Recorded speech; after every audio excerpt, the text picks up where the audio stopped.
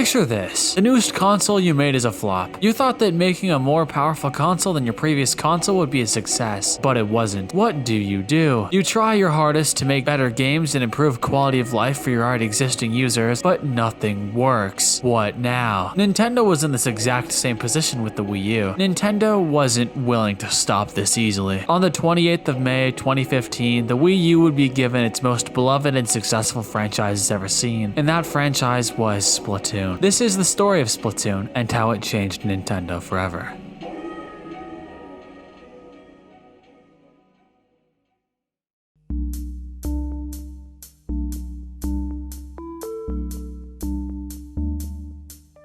It's late 2013, and Nintendo wants to make their next big IP. But where do you go from here? Brand new and exciting IPs don't grow on trees. They would have to think of something big and enticing to get everybody hyped for the new franchise's release. The Nintendo Entertainment and Analysis team came up with several designs for their next big IP, but one stuck out from the rest. Something unique that has never been done by a Nintendo game before. A game where you could paint the most area to win. But this was very vague and an incredibly unpolished concept. How would the game even work? All they knew is that they wanted a paint shooter. The team knew they had to do something quick to change up what they've already made so far. But what could they do? They didn't even have memorable characters, as the only characters they had were very bland and basic blocks of tofu. But the characters weren't the only thing that needed to change. The game was in such an early alpha state that it's almost completely unrecognizable from what it became in the final product. The camera angle was top down, unlike how it is in the final product. This top down camera angle made the blocks of tofu blend in with the ink. This was a massive problem, since you wouldn't be able to see your own character. The team realized this immediately, but what could they do to fix it? Remember the tofu blocks I talked about earlier? These tofu blocks caused massive problems for the team. Tofu blocks wouldn't be able to make a very memorable character, so the team began working on a new character design. Something new, something memorable. The team decided on rabbits because of the ears. Their ears could determine which way the rabbit was going from the top-down camera angle the team was going for at the time. Although this design was better than the tofu blocks, it wasn't good enough for the team. They thought that maybe Mario characters could be better for the game since they are already recognizable. This makes sense, doesn't it? The team wouldn't need to make new characters for the game since Nintendo already has very recognizable characters in other franchises. But in the end, the team decided to scrap the Mario characters entirely. The team went through a lot of trial and error. Robots were being considered as the main characters for the game, but as all the other character designs I've talked about so far were also scrapped. Character designs ended up being much harder to decide on than first anticipated. The team realized how much of a challenge this was, but they pulled through, finally coming up with the squid design. Now, this squid design wasn't exactly what you'd have in mind. The designs were actual squids, much closer to what would finally end up being the used design. And then they found it, the design we know and love.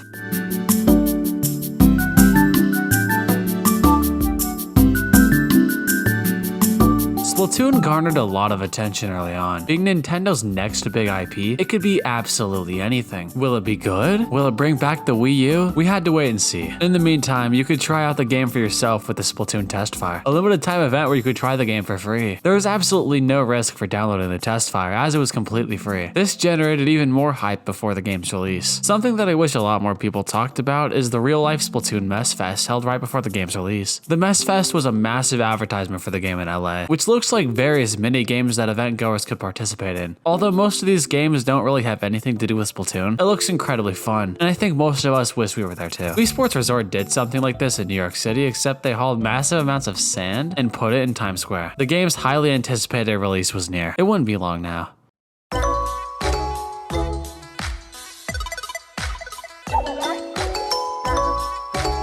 Splatoon has officially been released. Nintendo's big IP could have a lot of potential, and people wanted to see it grow. Although the game didn't launch with a lot of content, the game was generally liked, but it wasn't perfect in the slightest. A lot of overpowered specials, abilities, sub-weapons, you name it. This was Nintendo's first chance of making it into the competitive shooter genre, and they had to fix these things. But let's slow down a bit. The game introduced a lot of things that would stick with the franchise forever, like a tutorial map and a hub world, which have been referenced in the games after. The tutorial map wasn't all that special, but did a decent job of teaching players the movement mechanics of the game. It was a relatively linear path to the end, where you would find a super jump pad. This super jump pad would take you to Inkopolis Plaza. The game gives you a short demo, but after that, you get to move around and see the place. You get greeted by a new segment, which is unskippable every single time you open the game. There are various different shops that give you certain gear. You can customize your Inkling with different types of clothes. But what about the Inklings? There are only 2 hairstyles for Inklings, one for each gender. This is still in the game to this day. It's a luxury nowadays to have more than one hairstyle for each gender in both of the following games. A lot of things in this game are primitive compared to the other entries in the series, like how rollers don't have a vertical flick. On day 1 of Splatoon, there were no ranked modes and only 5 maps. More got added in later updates, but it's kind of a shame the game was launched this way. Now you might be noticing a familiar pattern here. Nintendo released Splatoon with little content and then added more in free DLC. Isn't this what Nintendo does today with their games? Splatoon is one of the first games to ever use this model, and it started an awful trend for their games to follow. Releasing an unfinished game and then finishing it months or even years later is unfair to the consumer. Charging full price for a game that will only be complete in the future is wrong. This might have played a role in the Wii U flopping. Imagine Splatoon was an absolute masterpiece when it first came out. People would be flocking to their local GameStop to pick up a Wii U. It was the same with Animal Crossing New Horizons and the Switch. You can't really go hard on Nintendo for doing this though. Splatoon was a new franchise. Nintendo didn't have any other games to base it off of. They were making something new, a completely new IP. Nintendo didn't know what would work and what wouldn't for the game. They were fixing slight imperfections with the game through updates, even major ones like no ranked modes and only 5 maps at launch. But it doesn't matter. Splatoon started possibly the worst trend of Nintendo game design that would plague the company to this day.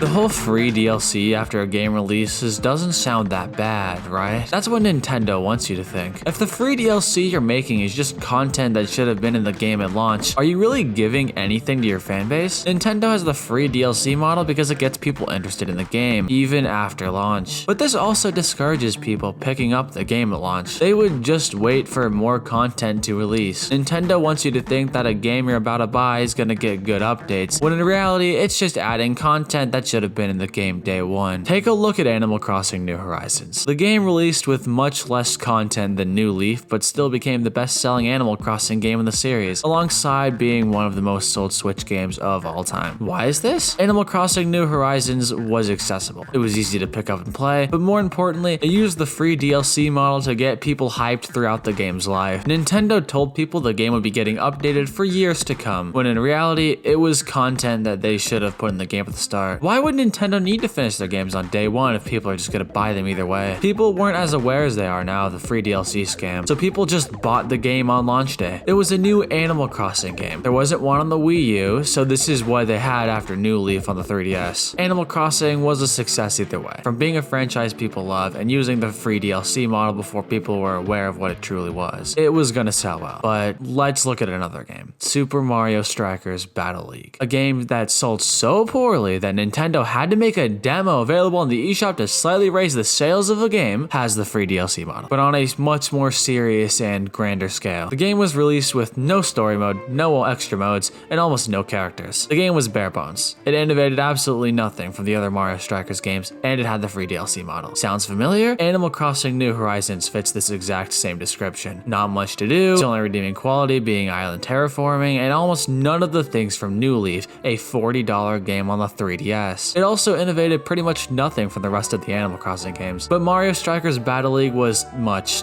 worse. The game had a disastrous launch with critics writing off the game as just another time that Nintendo used the free DLC model and it backfired. This is the first time people were aware of the free DLC model. People were realizing these weren't free updates and they were just content that was supposed to be in the game day 1. Planning on making another video on how this game was genuinely harmful to Nintendo and its future games, so stay tuned for that. But we need to think back to where this started. Splatoon. Did Nintendo know that what happened with Splatoon would plague the company for the rest of its life? Even now, it's not much better. Nintendo Switch Sports just got a quote-unquote massive update, which added golf to the game. You know the drill already. I'm going to talk about how it was in other games and how Switch Sports should have had it at launch. I'm tired of saying the same thing over and over again. Nintendo isn't changing anything, and what I have to say about one game can apply to all of them.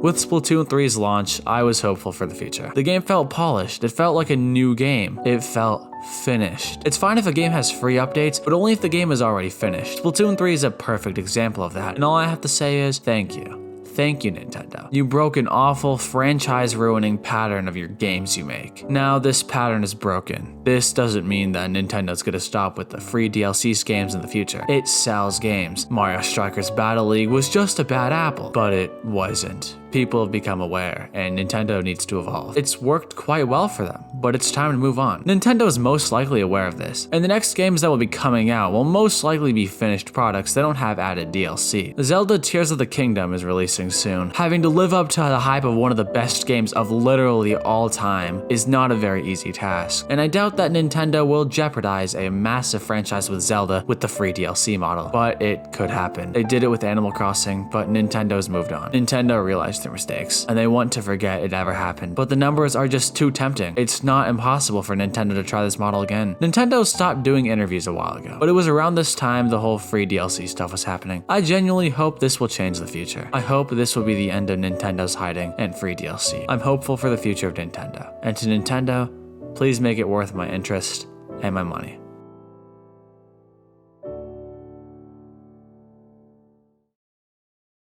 Congratulations, you made it to the end of the video. I just opened a Patreon. The link will be on screen and in the description. If you decide to support, you will get your Patreon name in the end credits. Your support will help me make videos. Thank you.